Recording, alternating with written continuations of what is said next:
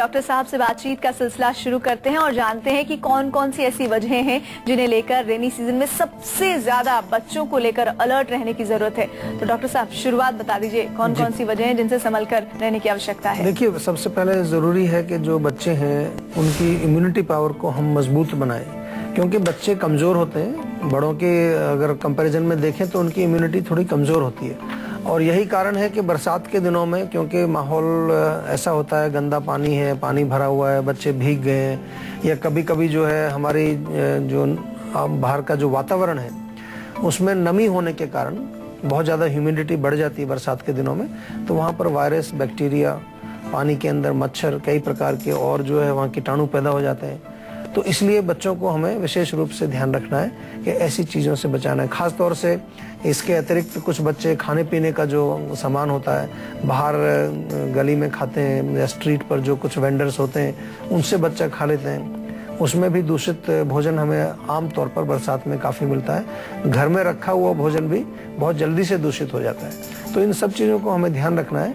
ये तमाम कारण हैं जो बच्चों को बीमार कर सकते हैं, और बच्चों की जो इम्यूनिटी पावर है, रोग प्रतिरोधक शक्ति, उसको हमें मजबूत बनाने की कोशिश करनी चाहिए। और ये हमेशा ध्यान रखना चाहिए कि बच्चे जो हैं वो बड़ों से थोड़े कमज़ोर होते हैं। इसलिए आपने देखा होगा कि अमूमन बरसात के सीजन में बहुत सारे ऐसे इन्फेक्शन, बहुत सारी ऐसी प्रॉब्लम्स होती हैं जिनसे कि हमारे बच्चे उन रोगों से वो पीड़ित होते हैं, और उसके लिए फिर हमें बहुत सारी दवाइयाँ उनको खिलानी पड़ती हैं, बहुत स्ट्रॉन्ग मेडिसिन देनी पड़ती हैं। छोटे छोटे बच्चे हैं, उनकी इम्यूनिटी पहले ही कमज़ोर है, दवाइयाँ स्ट्रॉन्ग देंगे तो और कमजोरी आएगी।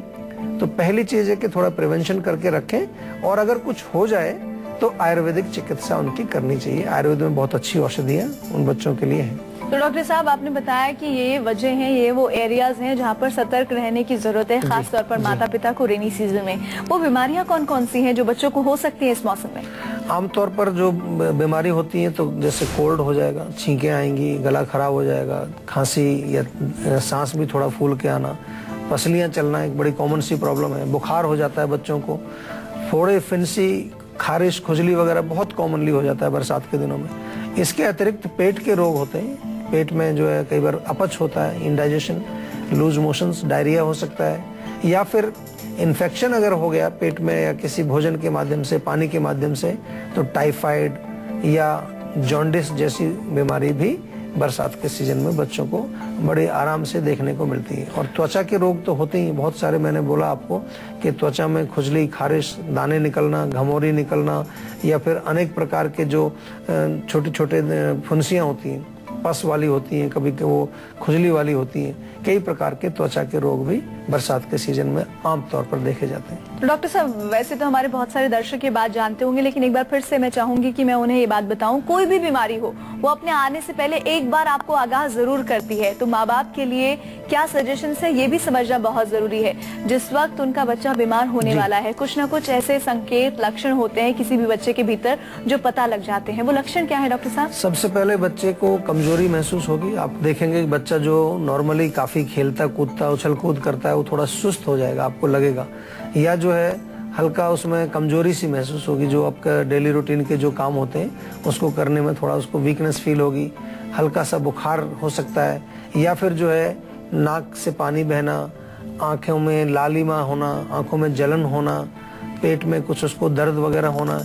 इस तरह के जो लक्षण हैं, अगर शुरुआती लक्षण भी हम अगर देख लें बच्चे के, जब लगे कि किसी न किसी सिस्टम में कोई एबनॉर्मलिटी आपको दिखाई दे रही है, चाहे वो सिस्टम बाहर का है या इंटरनल हमारे ऑर्गन्स हैं, कहीं पर बच्चे को कभी भी कोई बीमारी जब आने वाली होती है तो उसके प्री सिम्टम्स पहले दिखते हैं। आयुर्वेद में हम इसको पूर्व रूप बोलते हैं। बहुत अच्छा प्रश्न आपने इसलिए किया है कि अगर पूर्व रूप को हम समझ लें तो रोग को हम बचा सकते हैं। रोग अभी तक आया नहीं, अभी कुछ प्री सिम्टम्स हैं। इसीलिए कहा जाता है prevention is better than cure. और ये यहाँ तो बल्कि प्रिवेंशन से थोड़ा एक स्टेप और हम और आगे, क्योंकि रोग थोड़ा सा शुरू हो चुका है। प्रिवेंशन का मतलब तो कि अभी रोग आया ही नहीं है, लेकिन अभी हमें कुछ लक्षण दिख रहे हैं, लेकिन अक्सर जो है हम लापरवाही कर देते हैं, सोचते हैं अभी चलो कुछ ऐसे ही कमजोरी हो रही होगी, ऐसी थोड़ी उसको नाक बह रही है, कोई बात नहीं, देख लेंगे बाद में। तो उसके बाद फिर 3-4 दिन के अंदर वो रोग पूरा अपना हावी हो जाता है और फिर बड़ा मुश्किल हो जाता है उसको ठीक करना। और अब बात करते हैं आज की संजीवनी की, जिसमें डॉक्टर साहब आपको बताएंगे बरसात के मौसम में बच्चों को बीमारियों से बचाने के कुछ कारगर नुस्खे। तो डॉक्टर साहब, क्या है आज की संजीवनी? देखिए, सबसे पहले तो जैसे हमने प्रिवेंशन की बात की, तो प्रिवेंशन का ध्यान रखना चाहिए। बारिश के सीजन में बच्चों को आप बाहर ना जाने दें। बहुत ज़्यादा बारिश हो रही है तो एसी बंद कर दें, ठंड ना लगे उनको। इसके अलावा जो है बहुत इम्पोर्टेंट है, खाने पीने का उनका ध्यान रखा जाए। बाहर की चीज़ें ना खाएं, दूषित भोजन ना खाएं, दूषित जल ना पिएं। तो प्रिवेंशन से बहुत फर्क पड़ता है। दूसरा, उनकी इम्यूनिटी बढ़ाने के लिए कुछ करना चाहिए। हल्दी वाला दूध उनको पिलाइए आप। दूध में चुटकी भर हल्दी डाल करके बच्चों को पिलाइए, तो उससे इम्यूनिटी बढ़ती है। इसके अतिरिक्त जो है आप उनको बादाम 2-3 भिगो दीजिए रात को, सुबह उसका छील करके पीस करके उसको चबा के वो खाए या दूध में घोट करके उसको दें, उससे बहुत फर्क पड़ेगा। शहद बहुत अच्छा काम करता है, शहद उनको खिलाइए। या फिर जो है अदरक, धनिया और जीरा, इनको पानी में उबाल लो अच्छी तरह से। ये जो पानी बन जाता है इसको ठंडा करके थोड़ा शहद मिला करके उनको थोड़ा थोड़ा पिलाते रहेंगे, उससे भी बहुत फर्क पड़ेगा। हमारे यहाँ आयुर्वेद में च्यवनप्राश बनाते हैं, जीवा का च्यवनप्राश जो है वो आप उनको खिला सकते हैं। बच्चों को बहुत अच्छा रहता है उनकी इम्यूनिटी पावर के लिए। तो काफ़ी सारी चीज़ें हैं जो आप कर सकते हैं। बच्चे हमारे बहुत important part of the family, हम उसको कहते हैं। बच्चे कहते हैं कि अगर बच्चे हमारे स्वस्थ हैं तो हमारे लिए अच्छा है, टेंशन नहीं है, किसी प्रकार का आपको प्रॉब्लम नहीं होगी। नहीं तो बच्चों को बीमार देखना बड़ा मुश्किल होता है। छोटे छोटे नन्हे से बच्चे होते हैं, उनको बीमारी ऐसी भयंकर हो जाती है, कई बार हमारे पास भी आते हैं और इतना वो कष्ट झेल रहे होते हैं, कुछ कर भी नहीं सकते। तो ऐसी स्थिति में ना जाएं बच्चे, आपको इन चीज़ों का ध्यान रखना चाहिए। और बरसात के मौसम में बच्चों की बीमारियों को लेकर क्या कोई परहेज या सावधानी है, ये भी जानना बहुत जरूरी है। डॉक्टर साहब, वैसे तो कहते हैं कि किसी भी तरह से बच्चों को बारिश में ज्यादा नहीं भीगने दें, गंदी जगह पर नहीं जाने दें जहाँ पर पानी इकट्ठा है, लेकिन फिर भी आपसे हम समझना चाहेंगे डिटेल में कि सावधानियां क्या बरतें ताकि बच्चे बीमारियों से बच सके। देखिए, एक तो जैसे मैंने शुरू में कहा कि उनकी इम्यूनिटी कमजोर होती है, तो बच्चों को ठंड बड़ी जल्दी लगती है।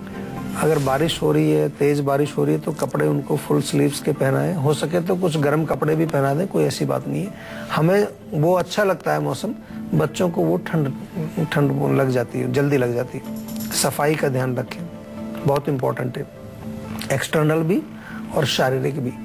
और खाने पीने का, तीसरी चीज़ है खाना पीना। उनका जो खान पान है वो शुद्ध हो तो प्रोटेक्शन हो सकती है। कुछ चीज़ें हैं जो घर में हम कर सकते हैं। नीम के पत्ते बहुत अच्छे रहते हैं। नीम के पत्तों को आप थोड़ा सा, सूखे पत्तों को धुआं उनसे कर सकते हैं। बैक्टीरिया, धूपन इसको कहते हैं। नीम के पत्ते अगर थोड़ा सा एक पत्ता उनको पीस करके शहद में मिला के चटाएं तो बैक्टीरिया अंदर से नष्ट हो सकते हैं।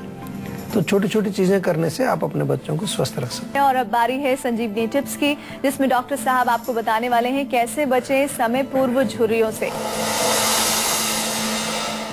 तो डॉक्टर साहब, अमूमन हर किसी एक ऐसे व्यक्ति की जो अपनी जवानी से बुढ़ापे की तरफ प्रवेश कर रहा होता है, और कई बार ऐसा होता है कि जवानी के दौरान ही, जब आप यंग एज में होते हैं, तब भी झुर्रियां आ जाती हैं। तो कैसे बचें समय से पहले आने वाली झुर्रियों से? देखिए, बुढ़ापे में तो खैर स्वाभाविक है, नेचुरल है, उसको तो बहुत ज्यादा तो उस एज पे भी नहीं आना चाहते हैं। लेकिन तो आपने जो कहा जवानी में, ये बिल्कुल सही कहा। आजकल बहुत सारे ऐसे यंग लोग मैं देखता हूँ कि उनको झुर्रियाँ चेहरे पर दिखने लगती हैं। उसके कारण है, कारण को हमेशा समझना चाहिए। सबसे सिंपल और बहुत मूल कारण जो है, हाइड्रेशन नहीं है, मतलब पानी नहीं पीते हैं ज्यादा।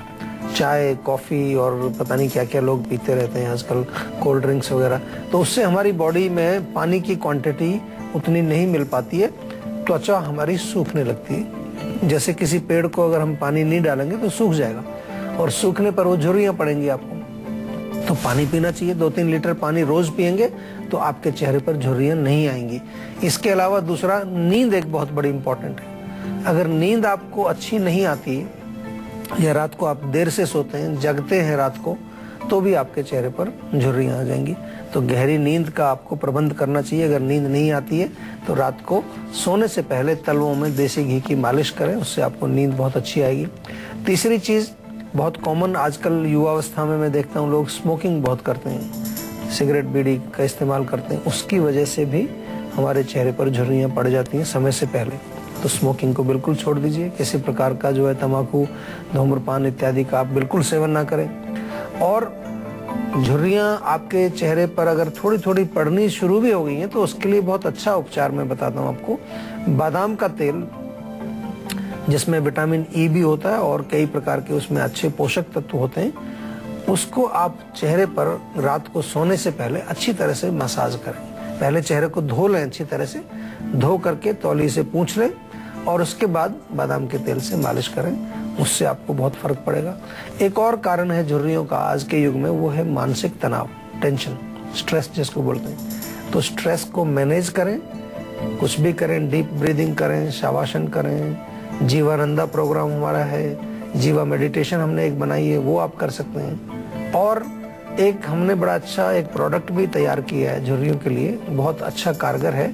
हमारे यहाँ एक जीवा में सैफरन की क्रीम, केसर डाल करके एक क्रीम बनाई जाती है, सैफरन क्रीम उसको बोलते हैं, वो आप जरूर प्रयोग करें। और केसर का एक उबटन भी बनाया हमने, वो उबटन लगाने से हमारी त्वचा को पोषण मिलता है। ये आप हमारे यहाँ से या हमारी किसी क्लिनिक से आप ये ले सकते हैं या बाय फोन आप ऑर्डर भी कर सकते हैं। तो आशा करते हैं कि डॉक्टर साहब ने आपको जो उपाय बताए हैं उन्हें अपनाने से आप हमेशा सेहतमंद रहेंगे।